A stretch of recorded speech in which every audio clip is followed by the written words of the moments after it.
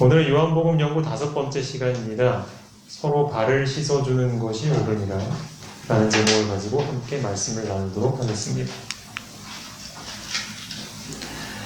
여기 12절부터 14절에 있는 말씀 먼저 좀 읽어보겠습니다.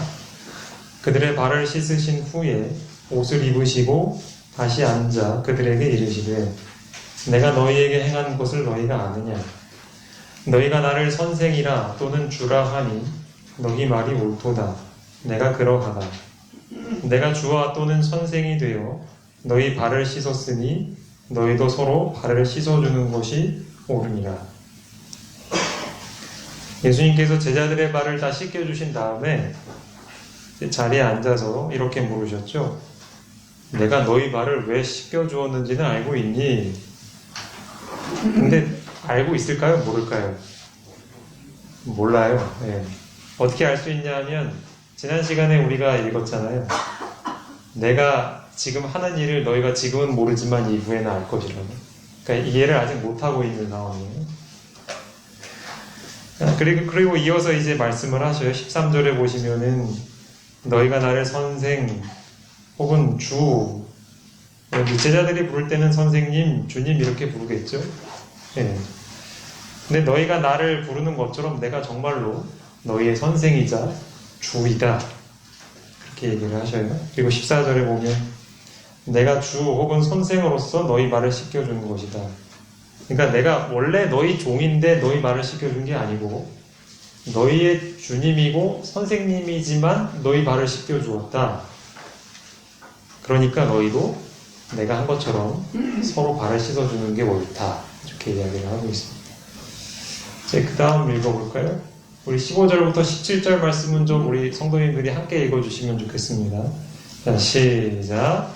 내가 너희에게 행한 것 같이 너희도 행하게 하려 하여 본능을 거두노라. 내가 진실로 너희에게 이르노니 종이 주인보다 크지 못하고 보냄을 받은 자가 보낸 자보다 크지 못하나니 너희가 이것을 알고 행하면 복이 있으리라. 네, 15절에 보시면 이제 내가 너희에게 발을 씻겨준 이유는 너희에게 먼저 모본으로 보여주고 너희도 이렇게 행하게 하려고 내가 일부러 그런 거다. 16절을 보면 이제 생각해봐라. 종과 주인이 있다면 종과 주인 중에 누가 더 크겠느냐?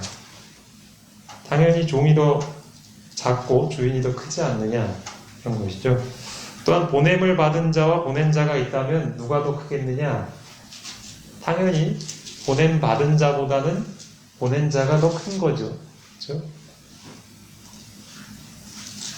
내가 너희의 주인이다. 그리고 너희는 나의 종이다. 그리고 내가 너희를 세상에 보낸다. 그러니까 너희는 나에게 보냄을 받은 자 아니냐. 그러니까 너희가 이런 사실들을 잘 이해한다면 내가 선생이자 주인으로서 보여준 모본을 너희도 당연히 따라야 하지 않겠느냐.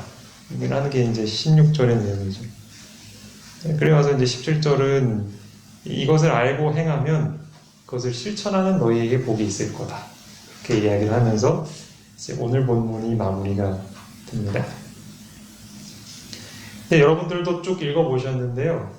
지금 오늘 읽었던 이 본문을 통해서 예수님이 제자들에게 하시고 싶으셨던 것을 한마디로 요약하면 그게 뭐라고 할 수 있을까요? 딱 한마디로 요약을 하면 제자들에게 내가 너희 발을 씻어준 것처럼 어떻게 하라고요? 너희도 서로 발을 씻어줘. 그래서 이제 우리가 하고 있는 게 있잖아요. 그렇죠? 올해는 저희가 코로나 때문에 못하긴 했는데 세종예식을 통해서 우리가 서로의 발을 씻겨줍니다.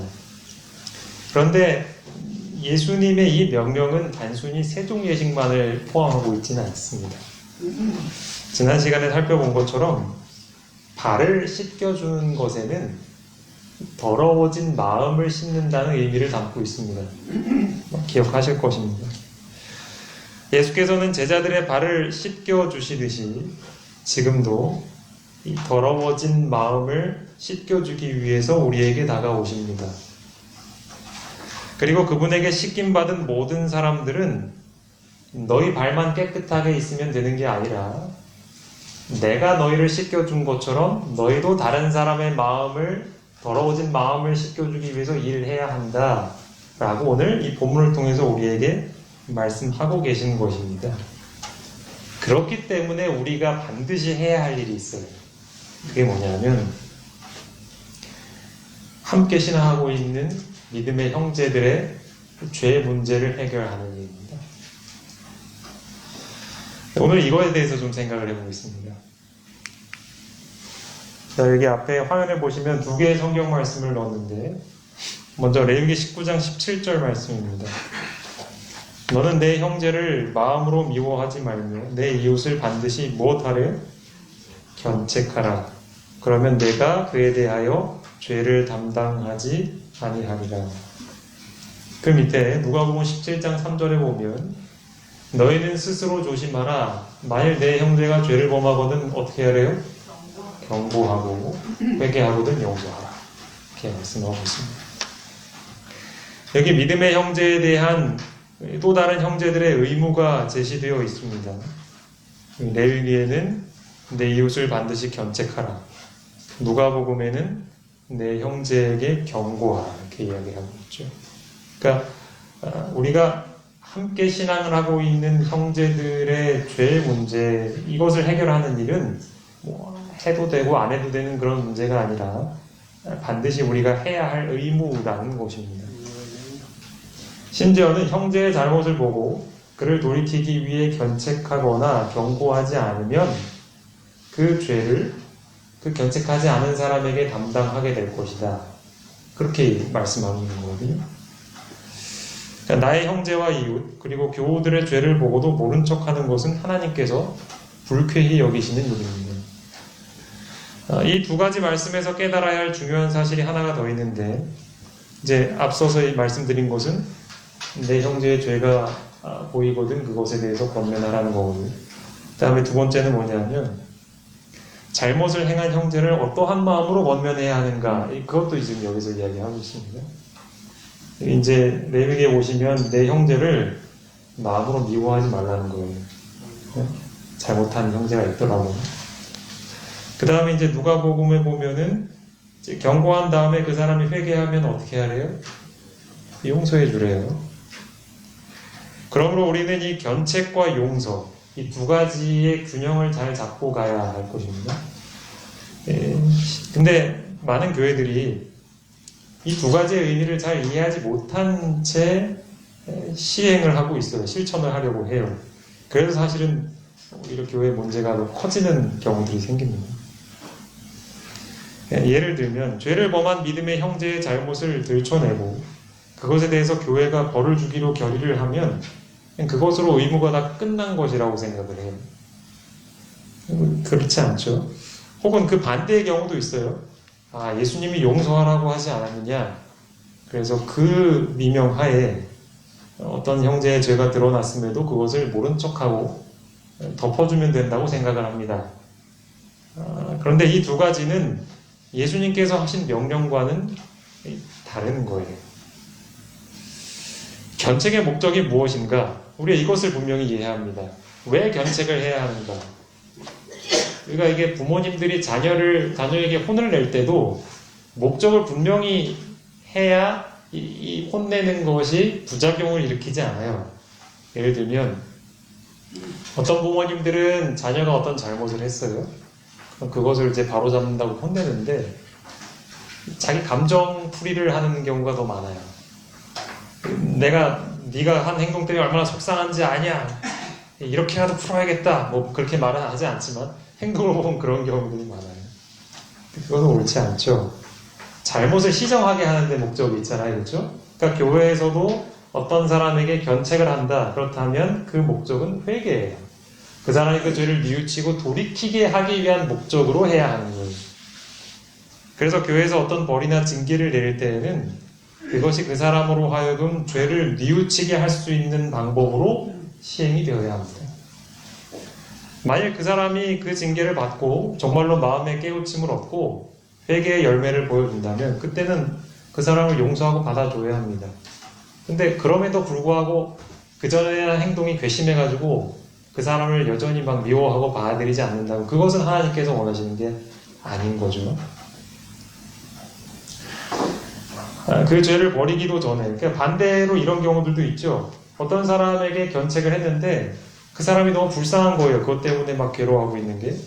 그래서 그 사람이 내가 잘못했습니다라고 고백하기도 전에 그 사람 빨리 받아줍시다라고 하는 것, 그것은 굉장히 선해 보이지만 그것은 하나님의 뜻은 아닌 것입니다. 오히려 죄의 문제를 버리지 않고 그 사람을 받아들이게 되면 그것은 그 당사자도 위험해질 뿐만 아니라 그 교회에도 큰 위험을 가져온 일이 되는 것입니다. 여기 히브리서 3장 12절로 14절 말씀이 있습니다. 형제들아, 너희는 삼가 혹 너희 중에 믿지 아니하는 악한 마음을 품고 살아계신 하나님에게서 떨어질까 조심할 것이요, 오직 오늘이라 일컫는 동안에 매일 피차 권면하여 너희 중에 누구든지 죄의 유혹으로 완고하게 되지 않도록 하라. 우리가 시작할 때에 확신한 것을 끝까지 견고히 잡으면 그리스도와 함께 참여한 자가 되리라. 자, 여기 보면 우리가 믿음의 형제들을 잘 돌봐야 된다 이렇게 이야기를 하고 있어요. 근데 이제 사도가 얼마나 그 일에 열심을 내야 된다고 얘기를 하냐면 13절에 보시면 오직 오늘이라 일컫는 동안에 매일이래요. 매 안식일마다도 아니고 매일 피차 권면하여 이렇게 이야기를 합니다. 이 짧은 단어 안에 아주 많은 중요한 것들이 있습니다. 일단 첫 번째로 지금 말씀드린 것처럼 매일 해야 할 만큼 이것은 부지런히 해야 할 일이에요. 우리 가운데 죄의 유혹이 우리의 마음을 더럽히지 않도록 서로 권면을 하는 일을 매일 해야 돼요. 매일. 그 다음에 또 중요한 건 뭐냐면요, 피차예요. 피차. 우리가 보통 권면하는 일을요, 누가 한다고 생각을 하냐면 보통 교회 지도자가 해야 한다고 생각을 합니다. 그래서 이제 저나 아니면 우리 장로님 같은 분들이 하셔야 한다고 생각을 해요. 물론 맞는 말입니다. 그건 지도자로서의 책임이기도 합니다. 또 성경을 보면 그런 경우들이 있어요. 근데 여기 누가 권면해야 된대요? 피차. 피차라는 말이 무슨 말인지 아시죠? 피차. 서로. 그러니까 우리가 한 교회 안에 공동체를 이루고 있는 성도라면 피차. 그러니까 누구나 그 사람이 어떤 죄로 인해서 마음이 더럽혀졌다라는 것이 보인다면 그 사람에게 찾아가서 권면할 수 있어야 해요. 그것이 건강한 교회의 모습이에요. 그런데 그러한 권면이 사라지게 되면 어떤 일이 발생하는지 아세요? 사람들은 죄를 두려워하지 않고 서슴지 않고 그 죄를 행합니다. 그렇죠? 네. 그렇기 때문에 사실은 오늘날의 많은 교회들에서 어떻게 그런 죄들을 행할 수 있지 하는 일들이 발생하는 거예요. 그렇죠? 우리가 이 사실을 이 말씀을 통해서 잘 배워야 할 것입니다. 이를 통해서 교인들은 우는 사자처럼 삼킬 자를 찾는 사탄의 유혹에도 넘어지지 않을 수 있는 것입니다. 자, 그리고 나서 이 의무를 우리가 잘 실천한다면, 우리가 정말로 매일 피차 서로가 죄를 짓지 않도록 권면한다면 어떤 결과가 나타나는가? 그게 14절에 나오는데, 우리가 시작할 때 확신한 것을 끝까지 견고히 잡고 있으면 어떻게 된대요? 그리스도와 함께 참여한 자가 된답니다.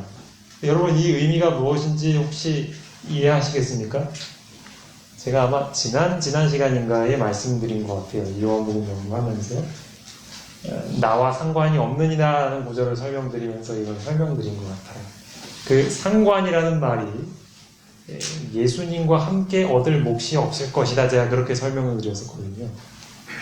즉 다시 말해, 아들이신 예수님께서 아버지께 모든 걸 다 받으셨다 그랬잖아요. 그렇죠? 그 모든 것에는 그야말로 하나님이 주실 수 있는 모든 거를 다 받으셨어요. 그런데 그것을 우리도 받을 수 있는데 어떻게 해야 받을 수 있냐 하면 발을 씻겨줘야 받을 수 있다고 했어요. 그렇죠? 깨끗해야, 우리 마음이 깨끗해져야 예수님과도 그 하늘의 모든 축복들을 공유할 수 있게 되는 거예요. 그러면 아버지 하나님의 것이 아들 하나님의 것이 되고 아들 하나님의 것이 깨끗한 마음을 가진 성도들의 것이 되는 거예요. 그렇죠? 그걸 설명드렸잖아요. 근데 지금 여기서 그리스도와 함께 참여한 자가 되었다라는 게 바로 그 이야기죠. 예수님과 함께 아들의 몫에 참여하는 그런 일이 있게 된다는 것이죠.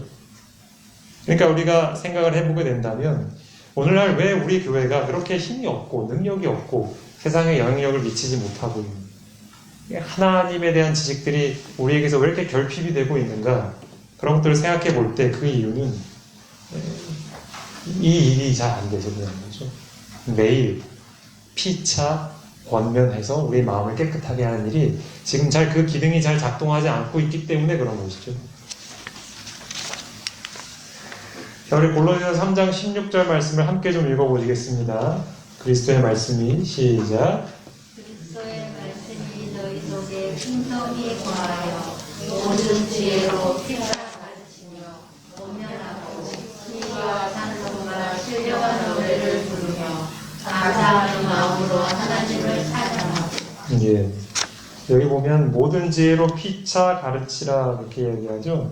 그리고 권면하라 나오는데 이렇게 서로 가르치고 권면하기 위해서 무엇이 필요하다라는 것이 이 앞에 나와 있습니다. 그게 뭘까요? 네, 그리스도의 말씀이 너희 속에 풍성히 거하여 라는 조건이 붙어요. 그렇죠? 그러니까 우리가 누군가를 가르칠 때 우리 믿음의 형제에게 권면을 할 때 아까 본 것처럼 특별히 그 권면에는 그 사람의 잘못에 대한 견책도 포함이 되어 있거든요. 근데 그것을 할 때는 반드시 뭐가 준비가 되어야 하냐면 권면하는 사람의 마음속에 뭐가 거해야 돼요? 그리스도의 말씀이 풍성히 거해야 하는 것입니다. 네. 이것이 참 중요합니다. 그렇기 때문에 우리는 질문을 해봐야 하는 것이죠. 나는 매일 성경을 읽고 있는가? 그리고 내가 읽고 있는 그 말씀을 통해서 나는 하나님께 배우고 있는가? 그 말씀을 통해서 내 마음을 살피고 있는가? 그 말씀을 통해서 내 마음의 더러움을 본 적이 있는가? 예수님께서 내 더러운 마음을 성령을 통해 씻어주신 경험이 있는가? 나는 그 말씀을 통해서 깨달은 것들을 실천하기 위해 애쓰고 있는가? 그래서 내 삶이 깨끗해지고 있는가? 이런 질문들을 당연히 해봐야겠죠. 그렇죠? 그래야 이런 피차 권면하는 일이 가능하겠죠. 그렇죠? 이것이 바로 예수님께서 말씀으로 우리의 마음을 씻으시는 과정이에요. 그렇죠? 예수님께서 제자들을 씻기 위해서 대야와 물을 준비하셔서 씻으셨지만 지금 우리의 더럽혀진 마음을 씻기 위해서는 무엇을 쓰시냐면 성령 하나님과 함께 더불어서 말씀을 활용하시는 겁니다. 그것이 아주 중요한 도구가 되는 것이에요. 이러한 과정을 매일매일 경험하고 있는 성도들이 모여 있을 때에야 뭐가 가능하냐면 범죄하고 있는 형제를 가르치고 권면하는 일, 그것이 가능한 것입니다. 만약 우리가 뭐가 옳은지 뭐가 그른지도 분별하지 못하는 상태에서 자 서로 가르치고 권면하십시오 한다면 어떤 일이 벌어질까요? 교회가 더 혼란스러워지고 아마 서로 감정 싸움 때문에 막 교회가 서로 갈라지고 하는 일들이 막 생기게 될 겁니다. 그렇죠? 그것은 마치 내 손이 더러워진 상태인데도 다른 사람 발을 씻어주려 하는 것과 같은 거예요. 우리가 더럽게 만들 뿐이죠, 그것은. 네. 우리는 기억해야 할 것입니다. 내가 먼저 말씀으로 매일매일 깨끗해질 때 다른 사람을 깨끗하게 하는 일을 할 수 있다는 사실을 말합니다. 그렇기 때문에 이 말씀은 내 마음을 깨끗하게 하는데도 반드시 필요할 뿐더러 우리가 서로의 마음을 깨끗하게 하기 위해서도 반드시 필요한 도구입니다. 네, 이 시편 119편 9절에 있는 말씀을 보겠습니다. 청년이 무엇으로 그의 행실을 깨끗하게 하리까? 무엇을 지킬 따름이라고요? 주의 말씀을 따라 지킬 따름입니다. 자, 우리가 세수를 하려면 물이 있고 비누가 있고 뭐 그래야 되잖아요. 그런 것처럼 우리의 행실, 우리의 삶을 깨끗하게 만들려면 무엇이 필요하대요? 주의 말씀이요.